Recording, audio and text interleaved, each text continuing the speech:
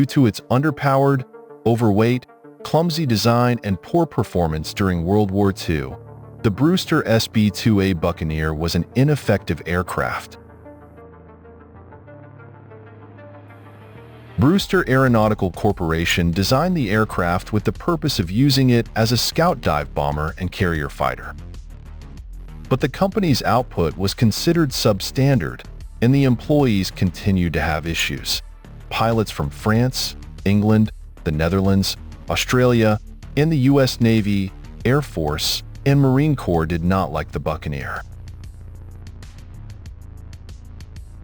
The aircraft was little used throughout the conflict and was soon abandoned by military forces all around the world.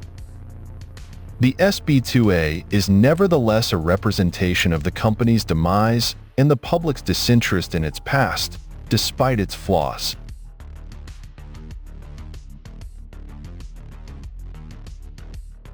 The U.S. Navy started a project to build bigger bombers and scout planes that could operate straight out of Navy ships prior to World War II. Japanese operations were causing tensions in the Pacific to rise, and the U.S. wanted to be prepared for any future wars. When war broke out in Europe, procurement reforms for the armed forces were already under progress.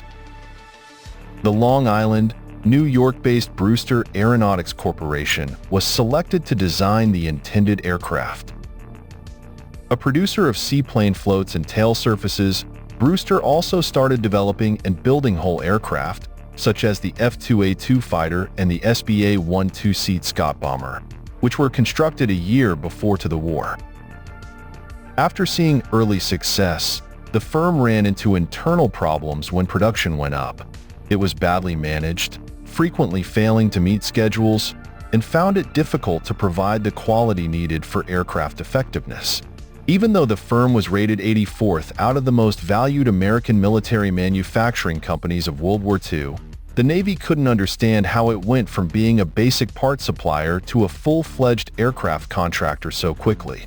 The decline in the workforce made it difficult for new hires to keep up with training, which resulted in subpar work and poor output. The Navy took control of the business in 1942, and it closed its doors in 1946. Its failure was attributed to a lack of consistency and inadequate standards.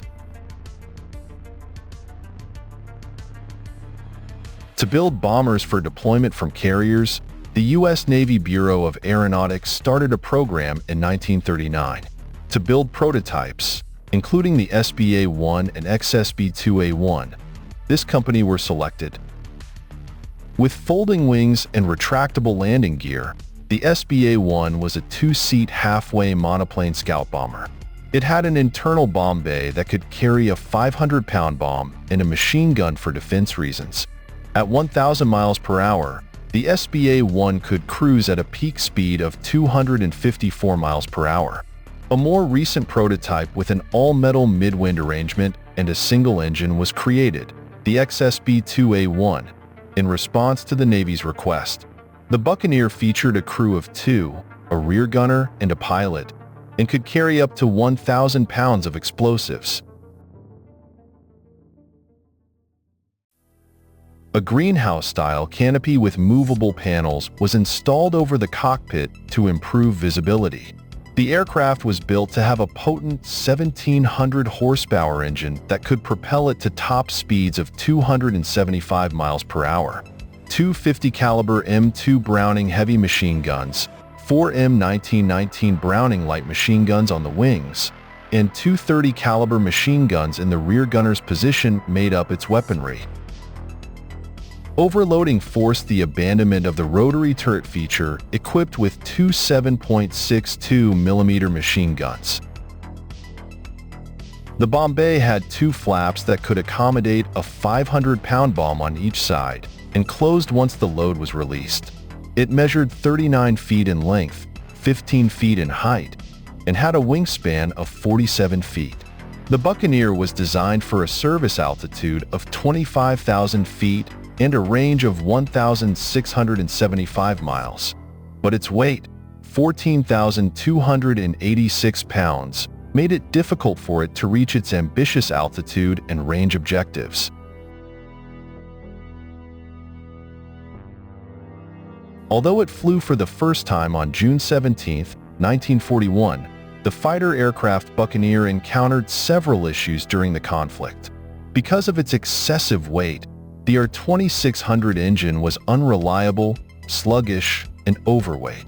Not only was the aircraft's engine mismatched, but it was not fit for flight. The aircraft seemed unsteady and sluggish, and the pilots grumbled about the difficult and slow handling. The American aircraft that was imported was deemed useless for use in battle by elements of the Royal Air Force. Following tests by British pilots, Australia and New Zealand revoked their orders in July 1942.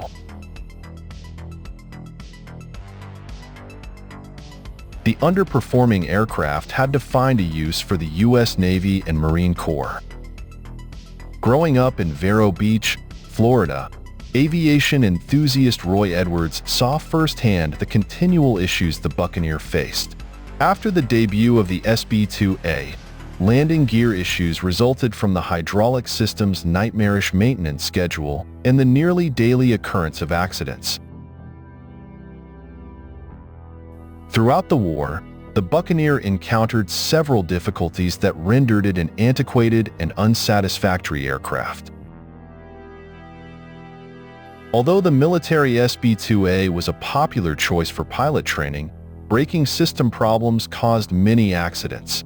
Tragically, one of the planes almost stopped and crashed close to a treehouse. The aircraft underwent a number of modifications before being destroyed. While the Marine Corps used the SB2A as part of a night fighter squadron in Florida, the U.S. Navy deemed it unfit for inexperienced pilots. The U.S. Army Air Force considered the SB2A a hack model, and it never saw action in any area of a worldwide battle. The Royal Air Force ordered the SB2A2, which had no hinged wings, the SB2A3, which had hinged wings and hooks, and the SB2A4, which was used for training aircraft but only had minor modifications that improved performance slightly, were some other variants of the SB2A. The XSB2A1 had a rotatable back tower with four 7.62mm Colt machine guns. Poor management, strikes by employees, and quality problems rather than flaws in the design or components of the Brewster SB2A Buccaneer were the main causes of its downfall. While the Buccaneer brought many innovations on paper, such as the inclusion of a real rotary turf that was fully mobile, Brewster was just unable to execute. By the time the aircraft were put into production, air warfare had changed and fighters that relied on speed and mobility needed to meet new requirements. If only the Buccaneer's manufacturing had ended sooner, it would not have ended up as a trainer headed for the scrapyard. There were only 770 Buccaneers constructed between 1941 and 1944, and only 2 of them made it out of the scrapyard alive. The other is housed at the Pima Air and Space Museum in Tucson, Arizona, and the other is at the National Naval Museum in Pensacola, Florida.